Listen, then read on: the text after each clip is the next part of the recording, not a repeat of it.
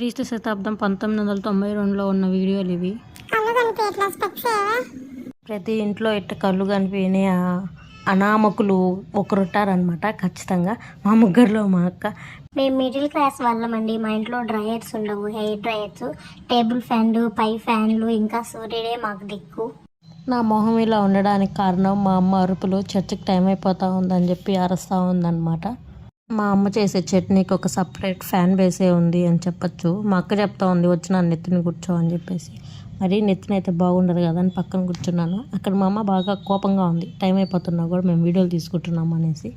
చాలా మందికి క్వైరీస్ ఉన్నాయన్నమాట. నేను హెయిర్ ఎట్లా కట్ చేసుకున్నా, హెయిర్ని ఏం చేసినాను అనేసి. అది నేను మీకు నెక్స్ట్ వీడియోలో చెప్తాను. అండ్ నాకు ఫ్రెంచ్ ఫ్లాట్ వేసుకోవడం అంటే చాలా ఇష్టము. నాకు వచ్చింది కూడా పర్ఫెక్ట్ హెయిర్ స్టైల్ అదేను.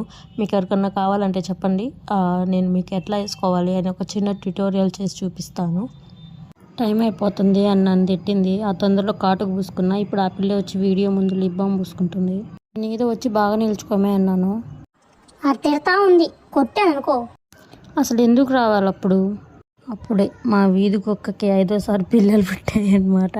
అయితే పాపం 2 రోజుల నుంచి ఏం తినలేదు. అందుకని మా అమ్మ కమ్మగా చేపల కూర చేస్తే కలిపి పెట్టమన్నాడు మా నాన్న. వెళ్ళి పెట్టాము. కొంచెం పాపం బయటికి కూడా రావట్లేదు. మేము ఏడా పిల్లల్ని తీసేస్తాము అనేసి కొంచెం లోపలికి దూసేసినాం. ఇంకా టైం అయిపోతూ ఉంటే మా అమ్మ అరుస్తూ ఉందని వెళ్ళిపోయాము. ఇంకా మా నాన్న పెట్టేసినాడు అనమాట. దానికి ఫుడ్ అంతా చూసుకున్నాడు. అంతే, ఇంకా చర్చికి వెళ్ళిపోయాము. బాయ్.